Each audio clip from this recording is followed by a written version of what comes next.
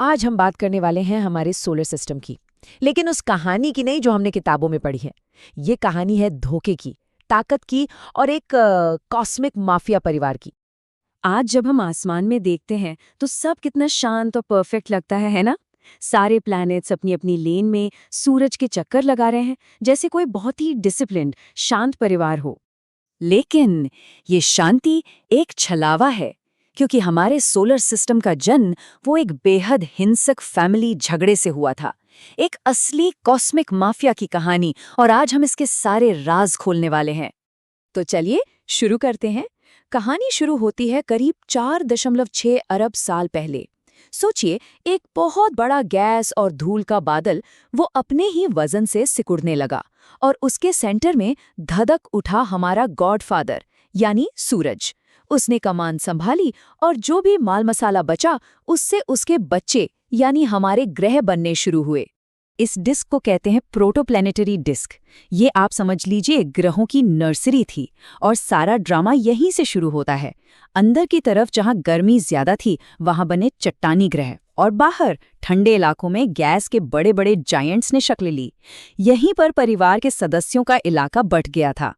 आप देखिए, हर माफिया परिवार में एक बड़ा भाई, एक अंडर बॉस होता है ना? हमारे सोलर सिस्टम में वो किरदार निभाया जुपिटर ने, और उसने अपनी ताकत दिखाने में जरा भी देर नहीं की। उसका पहला शिकार कौन बना?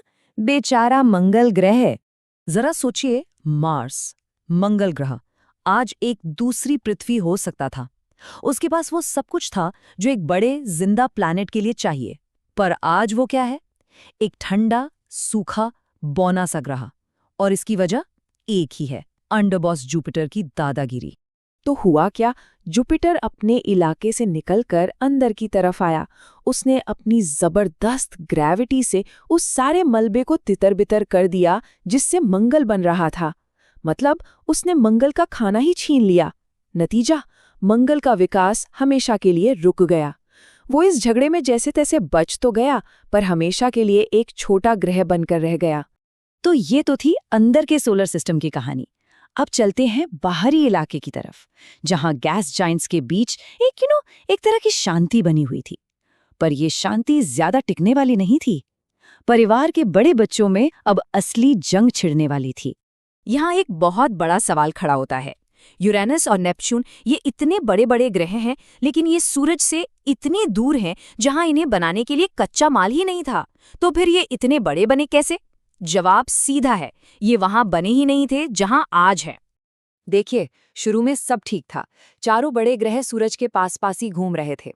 एक गैस की मोटी डिस्क ने उन्हें अपनी अपनी जगह पे टिका रखा था, जैसे रेस ट्रैक पर रेत गाड़ियों को फिसलने से रोकती है। लेकिन फिर सूरज की तेज हवाओं ने उस गैस को उड़ा दिया।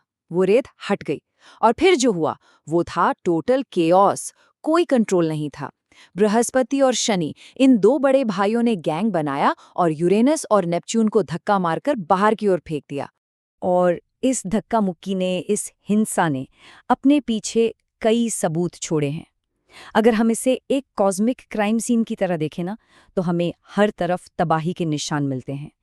चलिए जरा फोरेंसिक जांच करते हैं। पहला सबूत, यूरेनस। ये ग्रह अपनी साइड पर पूरा लेटा हुआ है। क्यों? क्योंकि साइंटिस्ट मानते हैं कि करीब 4 अरब साल पहले पृथ्वी जितने बड़े एक ऑब्जेक्ट ने इसे एक नहीं बल्कि 2 बार जोरदार टक्कर मारी थी। एक क्रूर हमला, पूरे 98 डिग्री।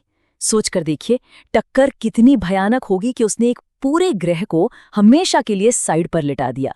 ये हमारे सोलर सिस्टम की उस हिंसक कहानी का एक जीता जागता सबूत है। अगला क्लू हमें मिलता है नेपच्यून के पास। उसका एक चांद है, ट्राइटन, और ये बहुत अजीब है। ये नेपच्यून के चारों ओर उल्टी दिशा में घूमता है। मतलब पूरा सोलर सिस्टम एक तरफ और ये अकेला दूसरी तरफ। ये साफ साफ इशारा है कि ये यहाँ का है ही नहीं। और जब साइंटिस्ट ने इसके केमिकल फिंगरप्रिंट्स को प्लूटो से मैच किया तो पूरी कहानी साफ हो गई। दोनों लगभग जुड़वा हैं। दोनों पर नाइट्रोजन, कार्बन मोनोऑक्साइड और कार्बन डाइऑक्साइड की बर्फ है। इसका एक ही मतलब हो सकता है, ट्राइटन को किडनैप किया गया था। वो असल में काइपर बेल्ट का मेंबर था, जिसे नेपच्यून ने अपनी ग्रेविटी से खींचकर अपना गुलाम बना लिया। तो हुआ ये कि जब यूरेनस और नेपच्यून को बाहर धकेला जा रहा था, तो वो सीधे बर्फीले पिंडों के एक पूरे बेल्ट से जा टकराए। इसे ऐसे इमेजिन कीजिए जैसे एक बोलिंग मैच चल रहा हो। ये बड़े बड़े प्लैनेट्स बोलिंग बॉल थे और छोटे छोटे बर्फीले पत्थर बोलिंग पिन्स। और इस टक्कर का नतीजा? तबाही। यूरेनस एक तरफ झुक गया, ट्राइटन किडनैप हो गया और जो भी मलबा बचा वो बन गया आज का काइपर बेल्ट। लेकिन सबसे जरूरी बात यह है कि इस उथल-पुथल ने अरबों कॉमेट्स और एस्टेरॉइड्स को सीधे अंदर के सोलर सिस्टम की तरफ फेंक दिया, ठीक हमारी तरफ। और यहीं से कहानी वापस हमारी तरफ मुड़ती है। इस पूरे 6 करोड़ साल के फैमिली ड्रामे के बीच एक प्लैनेट था जो न सिर्फ बचा बल्कि पनपा भी। और वो प्लैनेट था पृथ्वी, हमारा वजूद।